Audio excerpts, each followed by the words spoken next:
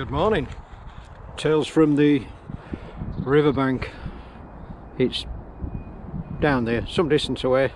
I'm top side of this. We haven't had a Tales from the Riverbank for a while.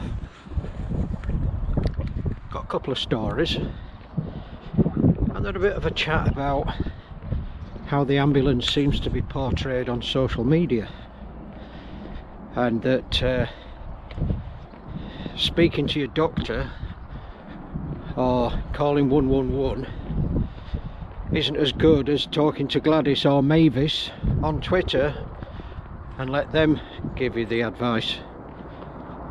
Yeah, so anyway, little story. What can I tell you about? I used to work with a paramedic. We'll call him Dave the paramedic. Now Dave the paramedic was gay. Now you're probably thinking, well, what's that going to do with it? Well, it's the fact that he is gay is part of the story. So Dave was in a relationship. He might still be in a relationship, but he didn't show affection outside of his house. He didn't like that idea. I mean, I hold cat's hand. If I see two girls or two boys holding hands, it's an outward sign of affection. Dave didn't like that, so Dave kept everything private. And when he actually saw affection from same-sex couples, didn't like that neither. So I used to call him the anti-gay gay, and we'd work together 6 months. And if you're ever feeling at death's door, he's one of the guys that you really need to get. He is absolutely amazing paramedic, and if he's watching this, you'll know. Yeah, I haven't used his real name. So we got sent on this job, and how it works for, or how it worked for us in this trust, is that half the shift you dealt with the patient and half the shift you did the driving. Irrespective of what grade you are, you shared the load. So I was well aware that Dave was an anti-gay gay, and he wouldn't tolerate, on a further note, people messing him around when he's clearly trying to do his job, and people messing him around. Oh no, didn't mess him around, he had a short fuse, whereas I was quite tolerant, and then I'd lose it, if you like, professionally lose it. So we got sent out to a young chap, and he was let's say in an institution, and he was rolling around on the floor, and from first impressions it looked like a 4-year-old child having a proper tantrum because he couldn't have fish fingers, spinning around on the floor, lashing out, kicking, smashing things up, pulling curtains and curtain rail clean off the wall. It looked embarrassing. So we soon ascertained that this was his way of demonstrating frustration. So I was doing the driving, so I'm sat writing up the initial what they call the bread and butter, name, address, NHS number, things like that, the easy stuff, whereas Dave was dealing with him. So Dave, very professional, trying to deal with this chap, and slowly but surely Dave was getting to the end of his tether. The fuse was about to go, and the one that did it, the one line that did it, was this young lad on the floor rolling round, shouting at Dave, saying, "You don't understand, you're not gay." Oh, the whole room went silent, and I just had to jump in and say, "Dave, I think I better deal with this." Yeah, Dave had to sit down. He was glowing red. The last thing he said to this chap was, "Oh really?" I had to cut in, otherwise things would have gone really bad. Let's have a bit of scenery. Certainly not as good as hovercrafts on the Isle of Wight. That's quite serene. So the wood that you can see over there, that's full of deer. We get muntjacs in there, and we get roe deer, I think it is. And in the trees quite often, even in these close trees, we get buzzards, kestrels, red kites are always flying around. So, dispelling myths. So when I read, and when Kat reads on Twitter about doctors and nurses leaving, doctors and nurses harming themselves, NHS staff burnt out, that's all true. That is all true. They are not getting the support. They are not getting the support of the management. They're not getting the support of the government, especially the government.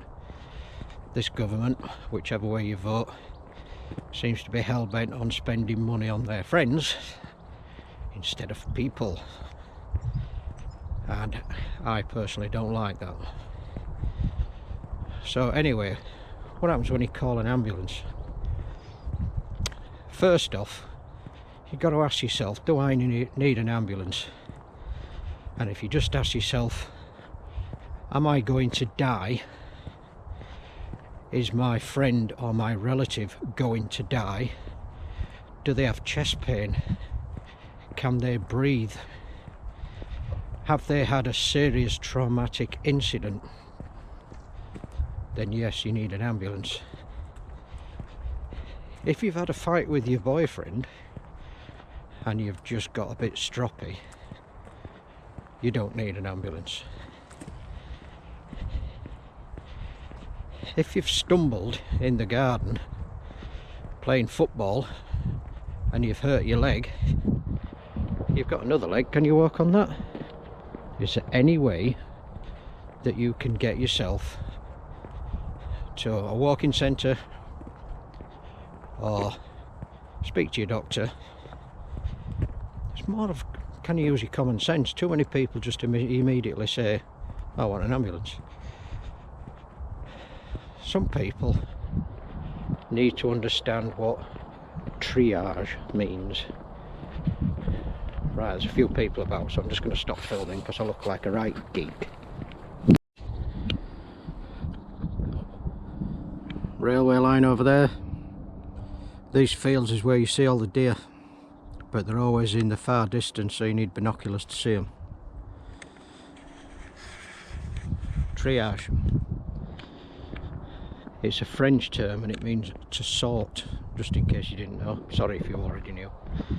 So it means to sort. So when you call up for an ambulance and you give them the information, they will decide whether you need an ambulance or not and how quickly you're going to get one based on what you're telling them. Now that's all well and good, but we now live in a society where people lie. And it's been well documented in our area, which is East Anglia, of people saying, I've got chest pain, in which case the ambulance service will get a resource to you as fast as possible, only to find that when they've got there, the person involved has said, oh, my chest pain's gone, I've just got a nosebleed. You might recognise that story, and that person was prosecuted for wasting emergency services time, and that basically makes me feel warm all over. Imagine a possible future world where when you ring an ambulance or go to the hospital, the first thing they ask you is, what are your credit card details? That is utterly horrifying thought, but the people in this country are destroying their own NHS. I can't get to a doctor, so I've rung an ambulance. I can't take a paracetamol because it's hurty and I don't like taking tablets. It could happen. I have no answer. I don't know what the answer is. The NHS needs more support. Absolutely right, it needs more support. But it needs more understanding. It needs a stronger triage. Whereas if you're requesting an ambulance, you should be told, for what you've just told me, you're not getting one. Make your own way to hospital. Taxis, buses, friends, your own car. Many instances it's possible. And I'm generalising here. I can't do every individual issue or problem. But it's up to us as a nation to support the NHS by thinking first, caring for ourselves first. I've picked up hundreds and hundreds of male and female drunks. That's not an ambulance job. That's a society problem. So many times I've rung up parents of a drunk younger person, shall we say, and they're like, oh, you woke me up. Yeah, it's the ambulance service. Do you want to come and pick up your child? He's just thrown up all over our ambulance. And if I could photograph their faces when they turn up, oh, not happy. Let's have a story. We have a river through Peterborough, the River Nene, and to the best of my knowledge there's two floating restaurants.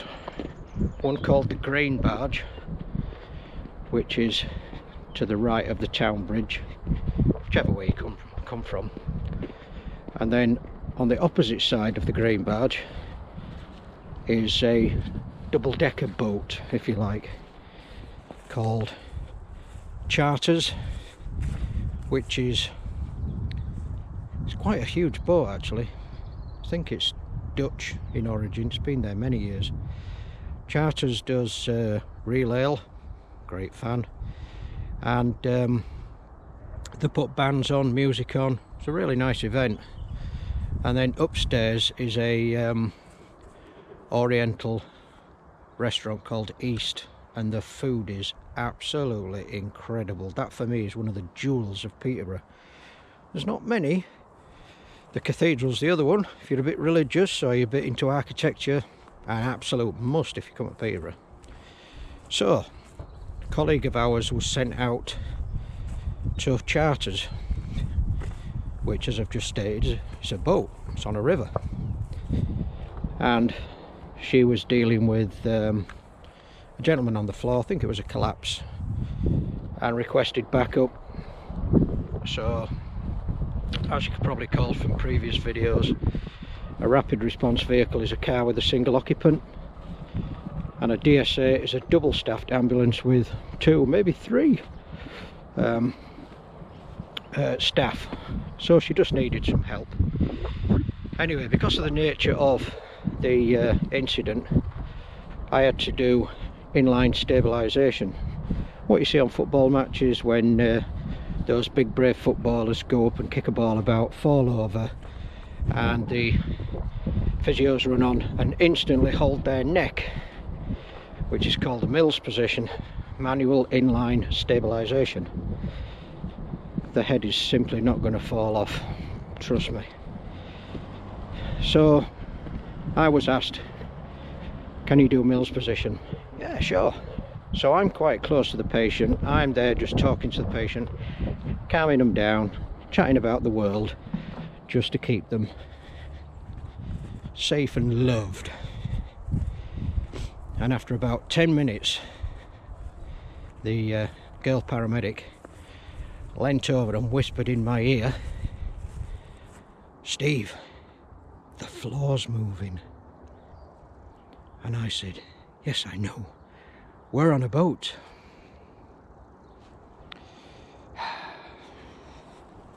Those were the days. Too many times over my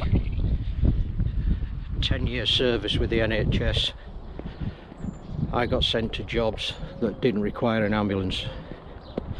People lying, even a blue light run of 28 miles to somebody who was stuck in a chair, only to find that somebody had lifted them out of the chair and we were asked to mend the chair that was broken. That is just unbelievable. So while people who waste the emergency services time are requesting ambulances, those that need them are not getting them. And the ambulance service clearly can't say, well, the only resource that we had has been sent to somebody with a broken chair, so with you with chest pain, you're not going to get one. If they said that, it will all turn round back to society. The society that we once knew has now changed an awful lot. People that waste time, I mean, a lot of people from an older generation, they would probably say, give them all national service, put them all in prison. But society has changed to such a degree, it's like, well, where do you even start? There's not an infinite supply of ambulances, there's not an infinite supply of doctors and nurses, care staff, porters, cleaners, kitchen staff. It's all absolutely vital, and we're losing. McCain's factory, where your lovely homegrown chips come from.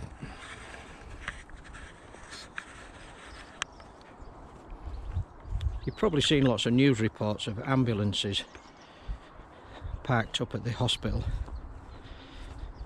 and because they can't offload, basically they can't get the patient off into the hospital to somewhere safe because there's no bed availability. Now, when the government turns around and says, oh, we'll build these great Nightingale hospitals, that's wonderful, wonderful, but who's going to staff them? If they haven't got the staff in the normal hospitals, who's going to staff a Nightingale hospital? Don't be blinkered. The NHS has been running to the ground for, what, 11th year? And I'm not saying this is a Tory issue or a Labour or Lib Dem or whoever. This is a government issue that should have been addressed years ago.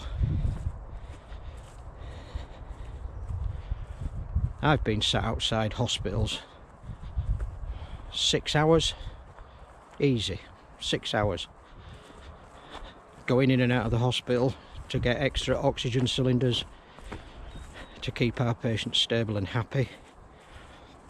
And thankfully, over my 10 years, I never lost anybody in the back of the ambulance outside the hospital. There are stories and incidents out there where people have lost their lives, and that's terribly sad. But if you look on the wider picture, and it's the same in Peterborough, there are lots and lots of new housing estates being built. The population is booming, but the hospital remains the same size. It may well be the same in your area. You have lots of areas where lots of houses are being built, and the hospital has just remained the same. No forward thinking or forward planning there.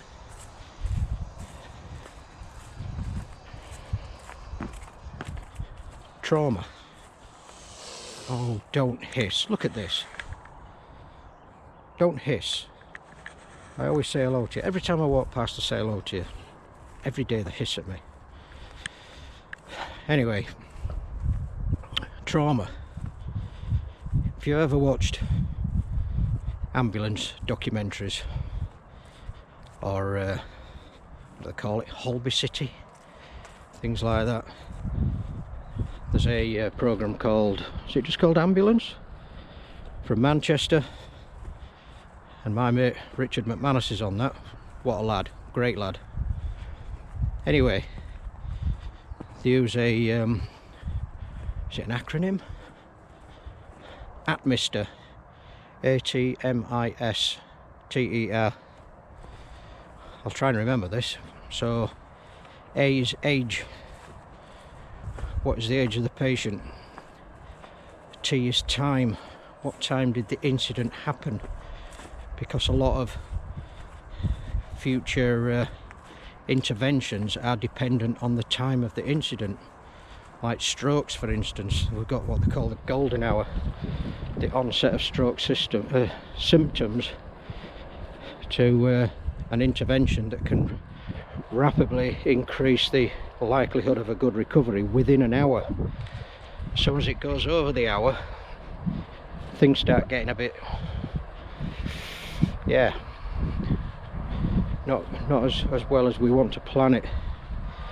So that's ATM, the mechanism of the injury, what created it. We're hit by a car, you fall off a wall, fall through a roof, potential drowning in a lake. That's M. I, the injury, what damage has been sustained, broken legs, broken ribs, chest pain, strokes, head injury, amputations, burns, the list is endless. S, the signs and symptoms. When you look at a normal person walking upright, they'll have what they call a GCS 15, Glasgow Coma Scale. How alert are they? Can they move their eyes? Can they speak? Can they move their limbs? You'll be given a GCS score. The lower the GCS score, which can only go down to 3, and you are, by all intents and purposes, dead. That greatly increases the likelihood of a poor outcome, shall we say. Blood pressure, temperature, if they've been out in the cold, hypothermia, oxygen levels, SATs, all sorts. So that's signs and symptoms. T, treatment. What treatment have you given? Is any treatment required? Spinal board, mobile inline stabilization, oxygen, Entonox. Any ladies that have been pregnant out there and had a good toot on the gas and air, apparently it's very good, but never been pregnant myself. I'll be clearly shocked if I am. So that's down to treatment. E, estimated time of arrival. How quick can we get there? Are we going to absolutely destroy the vehicle to save this person's life? And R, do we require any resources when we get to the hospital or the receiving medical establishment? I'll get back to you, more people. Oh, it's getting windy now. So that is an Atmister. So like I said, you use an Atmister for a traumatic job or a time critical job, and that's when you phone up the hospital bat phone. Yes, you might think bat phone, but that's what we called it, the bat phone. And the joyous faces that we used to have when we opened the back of the ambulance and we saw doctors and nurses and porters and extra help all there ready to offload the patient, take him inside and look after him. It's a wonderful feeling knowing that you've got that backup. And I know I've had a little bit of a whine, no, not a whine, not a rant, just an update, a viewpoint from an individual who was there, not people on Twitter or Facebook who just got it off Gladys. So those people that misuse the 999 service, then you're not doing society any help at all. But consequently, and I might have mentioned this, we've got a generation who are definitely out there, who've suffered horrendous injuries and will prefer to lie on the floor until daylight before calling an ambulance because they don't want to wake us up. That is incredible. Those people, however nice that little story might sound, you're doing yourself a disservice. You need an ambulance. Little old ladies that are falling down the steps with an awkward shaped leg, you need to call an ambulance. I'll try and think of another story. I've just got to the end of my walk. We generally go around that corner, past these cranes.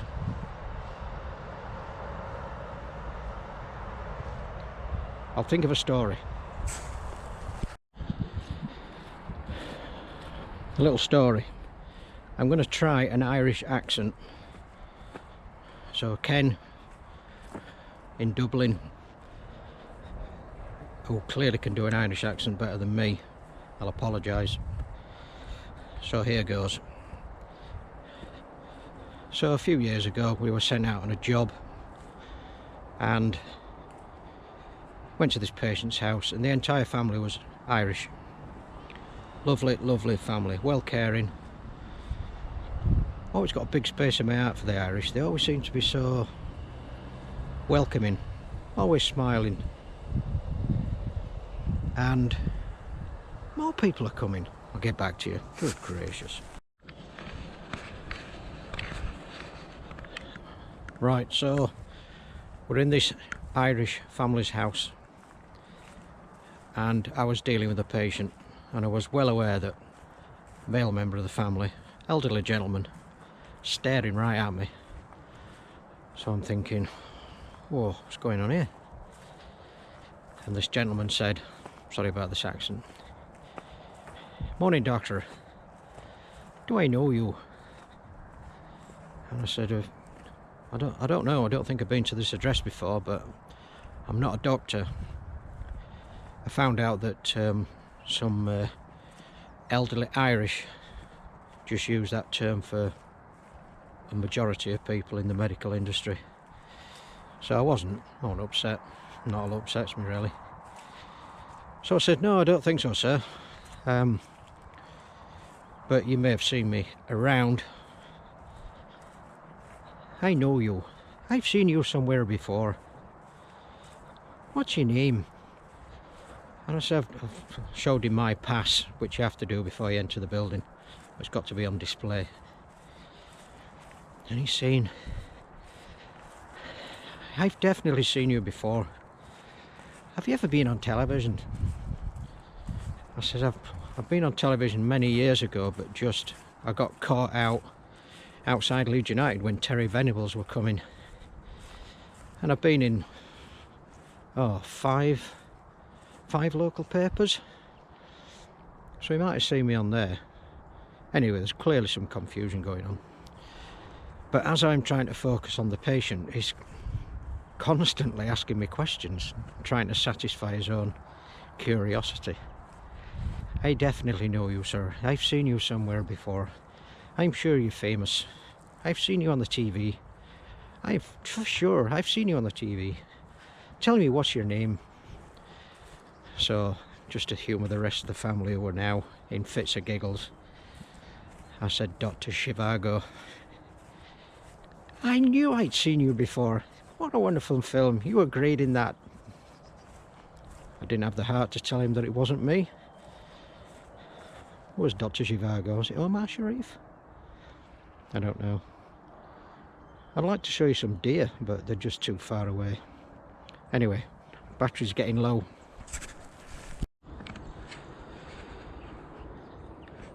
There's a railway line over there. I'm not a train spotter, but I just enjoy seeing them pass. Usually goods trains. I just seem to find it necessary to count all the wagons. Cat's got used to that little trait now, so I get an exemption. Just past a lady walking a dog and feeding like little dog biscuits, and she says, "Try as I might, my dog won't eat these biscuits. The Wainwrights." I says, "Well, I'm a Wainwright." She says, "Oh, you really? What, the manufacturer of the dog biscuits? I wish. I wouldn't be walking around on my own with a camera if I had that much money. I'd get somebody else to walk around with it. Anyway, battery's going to run out before long. I'm going to carry on with the rest of my walk. Kat's doing her university stuff, but I think she's coming out with some gardening stuff later. Certainly when it gets a bit warmer. So, thank you for supporting the NHS. Thank you for listening. If you've got this far and you haven't been bored to tears. Stay safe. 2 jabs, 1 booster. Look after your family. And goodbye.